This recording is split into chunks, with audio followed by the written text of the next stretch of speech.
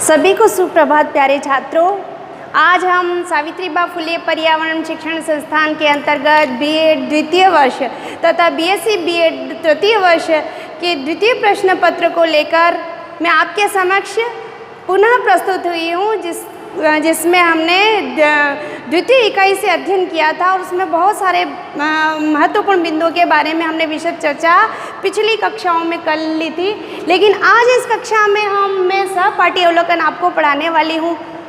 पिछली कक्षा में मैंने आपको स्वयं अवलोकन या स्वयं आकलन पढ़ाया था, जिसमें स्वयं आकलन के अंतर्गत विद्यार्थी स्वयं का आकलन करता है, स्वयं के बारे में पहचान करता है, स्वयं के कार्यों का निरीक्षण करता है। वह स्वयं आकलन या स्वयं अवलोकन की प्रक्रिया कहलाती थी।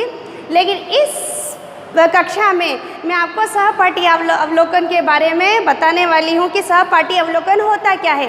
सहपाठी अवलोकन वह है जिसमें एक छात्र अन्य छात्रों का या एक छात्रों का समूह अन्य विद्यार्थियों के कार्यों का ऑब्जर्वेशन करते हैं, अवलोकन करते हैं, जांच पड़ताल करते हैं, उनको आँखों से देखते हैं, उनके कार्यों को और कानों से सुनते हैं, यानी कि उनके कार्यों का पूर्णतया मूल्यांकन किया जाता है।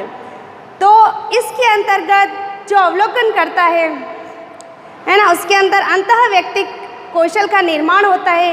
इसके द्वारा उसमें श्रवण कौशल में सुधार होता है, समूह भावना का विकास होता है, निष्पक्ष अभिवृत्ति का निर्माण होता है, समय प्रबंधन की योग्यता का निर्माण होता है, नेतृत्व के लिए मनस्थापन की योग्यता का विकास होता है।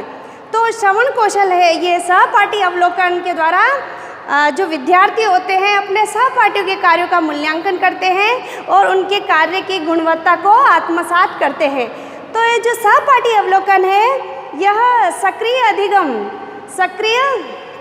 अधिगम सिद्धांतों से संबंधित है। यानी कि सहपाठी अवलोकन के मूल में क्या है?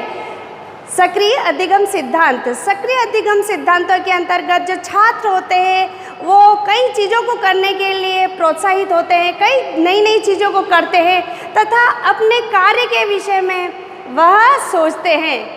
ठीक है, वह अपने कार्य के विषय में सोचते हैं, उसमें आत्मचिंतन की भावना का भी विकास होता है। तो कक्ष में ऐसे प्रभावी सक्रिय अधिगम हेतु सहपाठी मूल्यांकन होना ही चाहिए, जिसके अंतर्गत क्या क्या उद्देश्य, क्या क्या लाभ है मैं आपको बताने वाली हूँ कि इसके अंतर्गत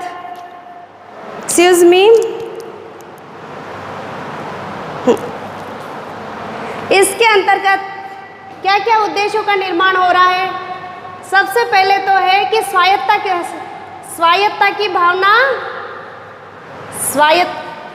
भावना का विकास होता है।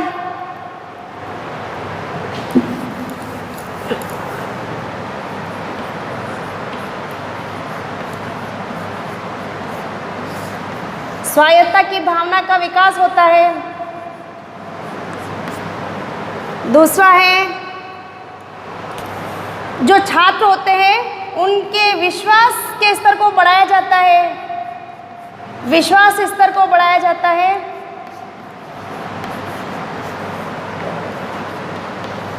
विश्वास स्तर को बढ़ाया जाता है। कार्यों का मुक्त व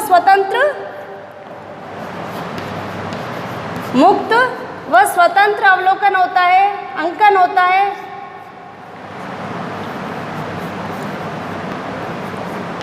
अंकन होता है।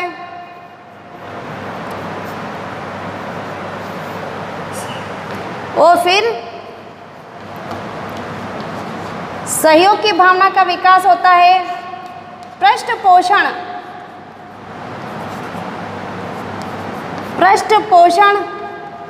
का प्रयोग होता है, जिसके कारण बच्चों को सुझाव दिया जाता है। मैं वापस दोहराऊंगी कि इस सहपाठी अवलोकन के कारण क्या क्या उद्देश्य जागृत होते हैं।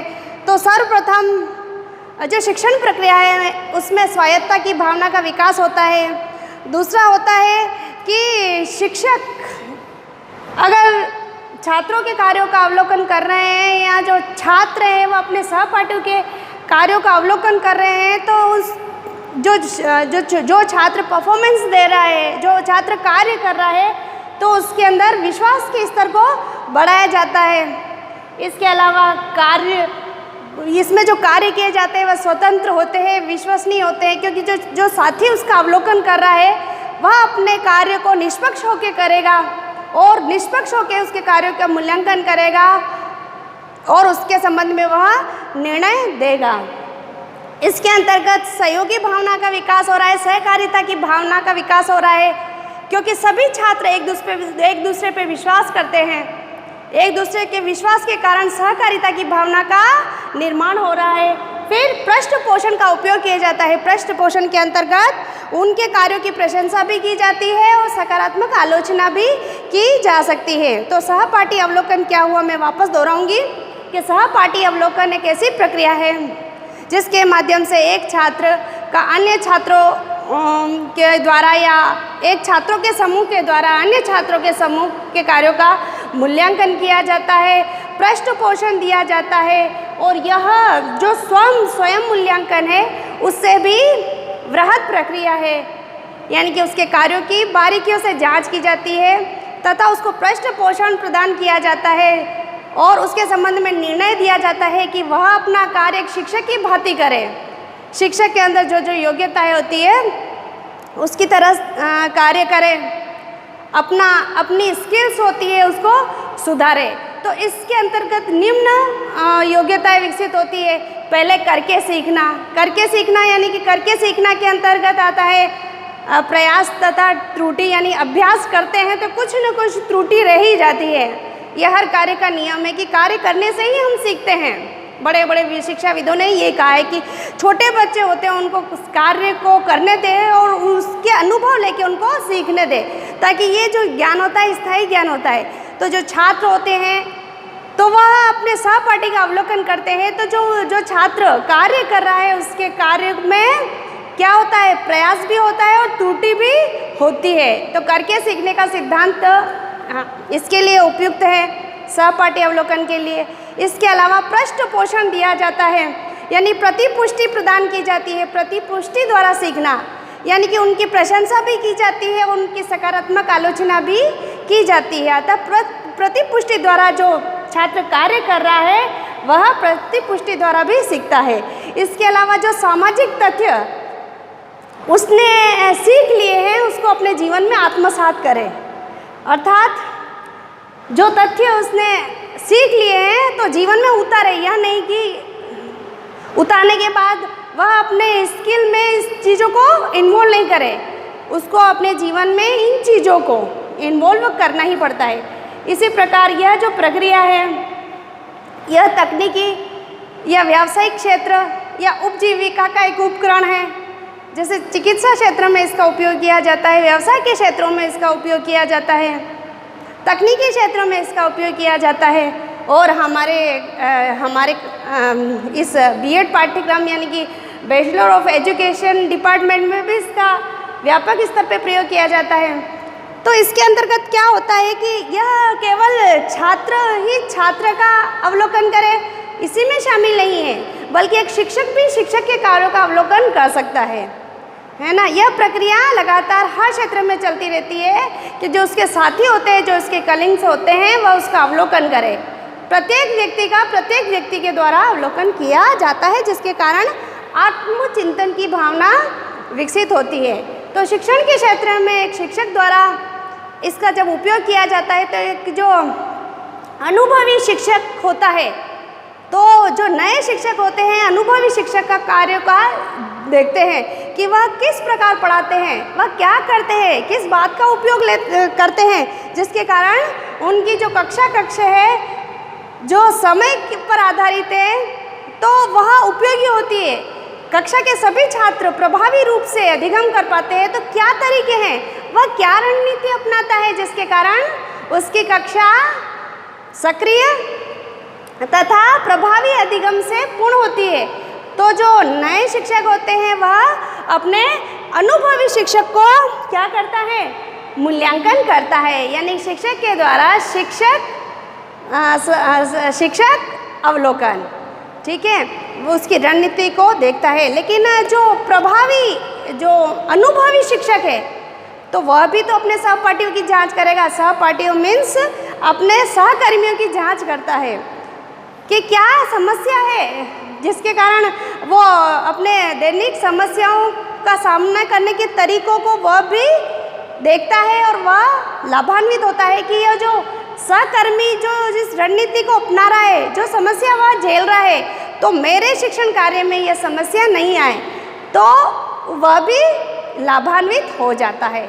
इसके अलावा जागरूकता का विकास होता है। जो बाधाएं आती है, जो नए तथ्य होता है कि मैं अगर ये करता हूँ, मैं अगर ये रणनीति अपनाता हूँ, तो यह अच्छा हो सकता है, प्रभावी शिक्षण हो सकता है, तो इसमें जागरूकता का विकास होता है।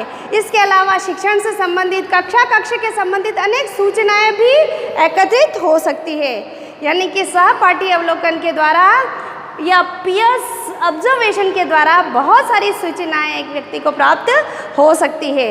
इसके द्वारा सर्वप्रथम तो सहकारिता की भावना का विकास होता है ना, सहभागिता की भावना का भी विकास होता है। जो शिक्षण प्रक्रिया चल रही है वह स्वायत्तता की भावना पर निर्धारित होती है। अंतःवैयक्तिक संबंध मजबूत होते हैं। इसके अलावा सामाजिक अंतःक्रिया होती है, और इसमें जो पढ़ा रहा है, जिसके कार्यों का अवलोकन किया जा रहा है, वह न केवल उत्पाद या उस उपभोग के प्रक्रिया पर आधारित होता है, बल्कि वह उस प्रक्रिया को सही करने पर जोर देता है। यानी कि वह उसका कोई प्रतिफल नहीं चाहता है, वह कोई उसका उत्पाद नहीं चाहता है, बल्कि वह जो प्रक्रिया संपादित कर रहा है उस प्रक्रिया पे उसका ध्यान जाता है। तो इससे अंतःवैयक्तिक संबंधों की स्थापना भी होती है। तो सहपाठी अवलोकन हर क्षेत्र में किया जाता है। बीएड पाठ्यक्रम के अंतर्गत हम माइक्रो टीचिंग पाठ योजना को जब संचालित करते हैं, तो एक छात्राध्यापक के द्वारा विभिन्न छात्राध्यापकों का समूह उसके कार्यों का ऑब्जर्वेशन करते हैं। उसने क्या क्या रणनीति अपनाई है, उसकी क्या क्या कमजोरियां हैं, उसकी क्या क्या योग्यता है, क्या वह अंतःक्रिया कर पा रहा है या नहीं कर पा रहा है, क्या वह उचित सामग्री का उपयोग करके प्रभावी शिक्षण अधिगम करवा पा रहा है, नहीं करवा पा रहा है। तो इन बारीकियों की वह जांच करता है। उसका जांच के द्वारा उसके स्वयं के जो अवलोकन करता है, तो उसको आत्मचिंतन का अवसर मिलता है, उसकी मानसिक शक्तियाँ क्रियाशील होती है और वह भी अपने अंदर एक नई व्यू रचना का निर्माण कर सकता है। इसी तरह ब्रायन नूनन या रेडी डंकन ने कहा है कि इसके अंतर्गत विद्यार्थी ऐसी व्यूह रणनीति तैयार करते हैं। अगर छात्रों को बोला जाए कि वह अवलोकन करे, तो वह तभी जाकर अवलोकन करते हैं जब वह एक दूसरे के सहयोगात्मक प्रयोजन तथा अधिगम गतिविधियों का जांच करें। उसके अंतर्गत जो बालक हैं या छात्र हैं, वो एक दूसरे की जांच करते हैं, और यह प्रक्रिया तभी संपादित होती है जब सहयोगात्मक प्रयोजना तथा अधिगम गतिविधियां संपादित की जाती है। तो वो बारीकियों से जांच करते हैं और इस व्यू रचना में भाग लेते हैं। इस व्यू रचना में कोई एक बालक ही भाग नहीं लेता है, बल्कि सभी विद्यार्थी या छात्र मिलकर उस व्यू रचना में भाग लेते हैं तथा एक दूसरे के लिए अपना पृष्ठपोषण या प्रतिपुष्टि प्रदान करते हैं। तो यह एक सहयोगात्मक प्रक्रिया है, विश्वसनीय प्रतिक्रिया है। इसमें जो अवलोकन कर रहा है, तो उसमें भी क्या भावना रहती है कि मैं जो कार्य कर रहा हूँ, मेरा कार्य है सहपाठी अवलोकन की प्रायोजना का मूल्यांकन करना। तो वो निष्पक्ष होके अपनी गतिविधि को संचालित करता है। निष्पक्ष होके वह अपने दोस्तों के कार्यों की जांच करता है, मूल्यांकन करता है। तो वह इस उद्देश्य के लिए क्या करता है कि मुझे निष्पक्ष होकर ही उसको प्रतिपुष्टि या पृष्ठ पोषण प्रदान करना है, उसके संबंध में निर्णय देना है। तो वो स्वयं क्या हो जाएगा, निष्पक्ष होकर उसकी जांच करेगा, यानी कि स्वयं भी उसकी कमियों, उसकी जो जिसका अवलोकन कर रहा है उसकी कमियों, उसकी योग्यताओं को स्वयं भी अपने जीवन में उतारेगा। इससे क्या होगा कि उसके आत्मचिंतन का विकास होगा तथा उसके कार्यों की गुणवत्ता का अंकन वह नाप सकेगा। तो सहपाठी अवलोकन है, यह शिक्षा के क्षेत्र में बहुत ही उपयोगी है। इसके कारण विभिन्न कौशलों को एक बच्चों को सिखाया जाता है, उनकी दक्षताओं को सिखाया जाता है और इसको आगे विकसित करने के लिए भी प्रयास किया जाता है। तो हर क्षेत्र में इस सहपाठी अवलोकन या पीयर्स ऑब्जर्वेशन का उपयोग होता है। तो आज हम यहीं तक, जल्द ही मिलेंगे। धन्यवाद।